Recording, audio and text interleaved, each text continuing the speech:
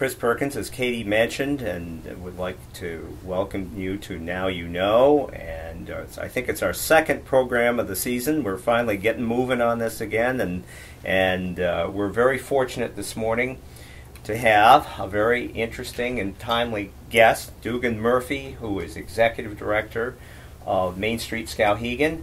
And Main Street Skowhegan has some big doings come up with a holiday stroll. Mm-hmm. And we'll get into that in a few minutes.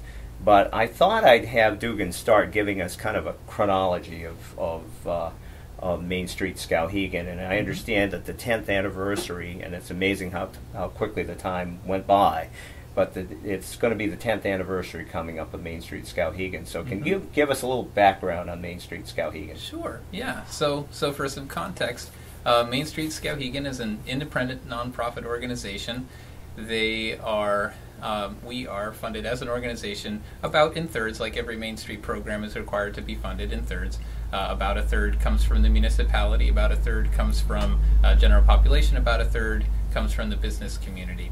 And we do lots of fundraising events, write grants, things like that. We're designated as a Main Street community to maintain and revitalize the downtown district of Skowhegan. And we do that using what's called a 4-point approach, which is something that makes us part of the National Main Street Network, because as a Main Street community, we're one of 10 in Maine that are nationally designated Main Street communities, and one of maybe 4,000 around the country in most states. So we're all part of this national network, but we're all locally funded, locally organized, things like that. We all tailor the same approach, but locally. And the 4 points translates to core committees that do the work of Main Street Skowhegan. The promotions committee that'll be putting on holiday stroll and do other annual events throughout the year. The design committee, which gets aesthetic improvements, gardening, physical improvements like downtown business facade improvements, physical infrastructure, public infrastructure improvements going on, things like that. The organization committee, which holds the organization together, recruits new volunteers, raises funds to finance the organization, things like that.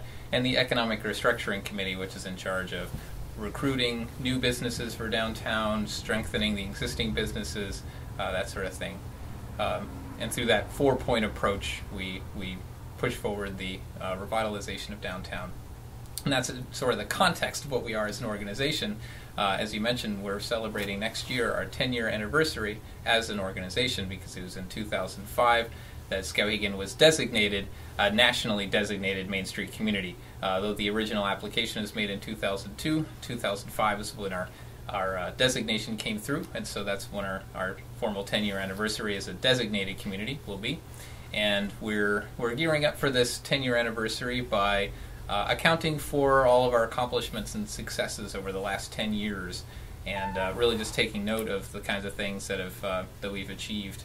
In the earlier years, I see a lot more visible physical improvements, like the lampposts we have downtown, the banners that are on those lampposts, the sidewalks during the Big Dig project that people remember quite fondly, I'm sure, the street trees, the pocket park on the corner of Madison and Commercial that SEDC, Skowhegan Economic Development Corporation, was in charge of. We had a role in helping design that park. Other physical improvements like the facade improvement programs, 2 rounds in 2006 and in 2010.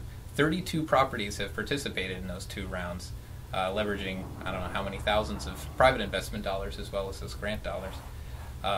The foot of the pedestrian bridge to the south side of the river, done some work there, and of course gardening all along the way, things like that. Other achievements over the years, we've had a lot of involvement with the Somerset Grist Mill, Amber Lamke's project there, the Pickup Cafe, the Pickup CSA, the Farmers Market.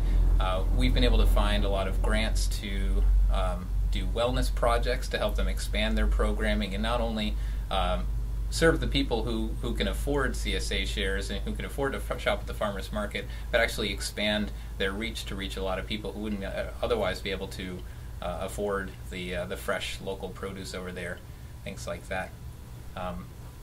One other thing that I've been involved with was helping young entrepreneur Katie Quinn getting space at the Masonic Lodge, renting the kitchen over there, and that was an interestingly creative deal that I helped bring together. So the Masons were able to get a paying tenant, and Katie Quinn was able to get the kitchen space she needed, and everybody's needs were met. We have more business downtown, more activity, very exciting, and various other achievements over the years in terms of organizing the Maple Festival every year, Riverfest every year for the last few years, taking on Holiday Stroll, which is a much older event than Main Street or Skowhegan, but Main Street has taken it on as a core project, things like that.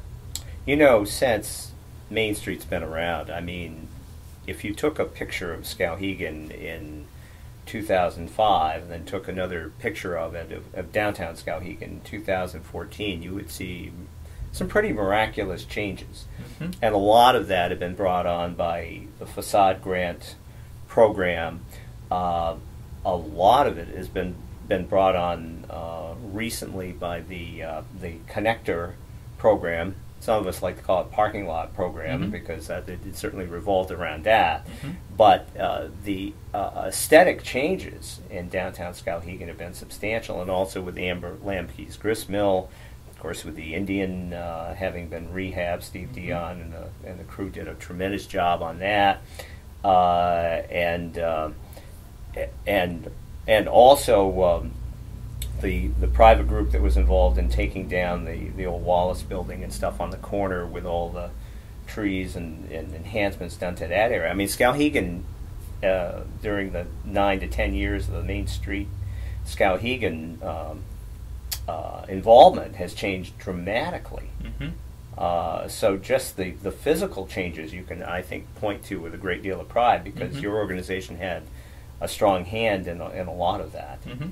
really. So downtown Skowhegan has changed dramatically. So it'd be kind of interesting to see those before and after pictures mm-hmm. of Skowhegan. Yeah, So. the pedestrian connector project you mentioned in the big municipal parking lot, though that finally did happen this summer, the planning for that, I believe, goes back, I think, about as early as Main Street. I think the first director, Audrey Lovering, talked about brainstorming for that project with a lot of people downtown as early as 2006, maybe.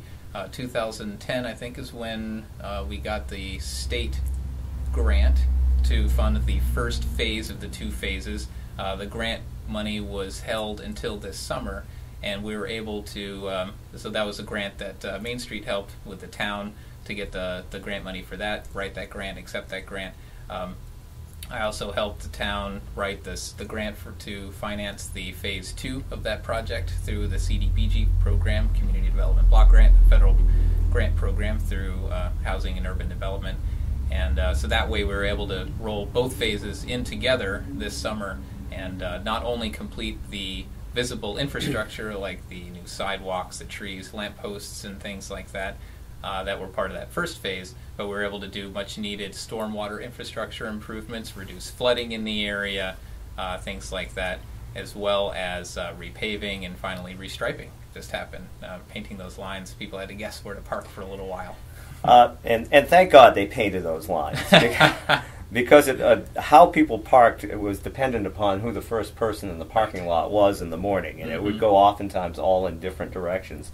But they were, fortunately, it was, who did the striping on that? Was it Parody? Parody was the contractor working on phase 2. The first phase was Callahan Construction. Callahan.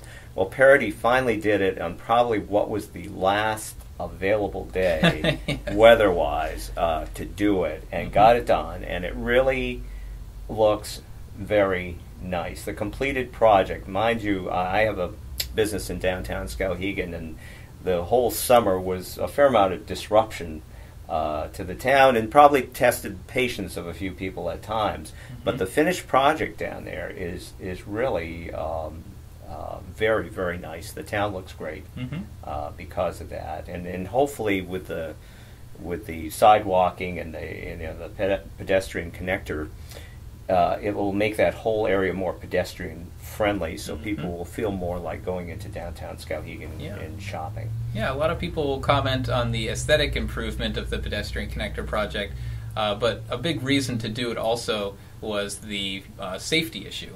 both for motorists and pedestrians. It's a lot easier to navigate now, figuring out how to drive through it, and walking through it as a pedestrian. There's safe space now, a designated corridor, so it's a lot easier to navigate and safer to navigate.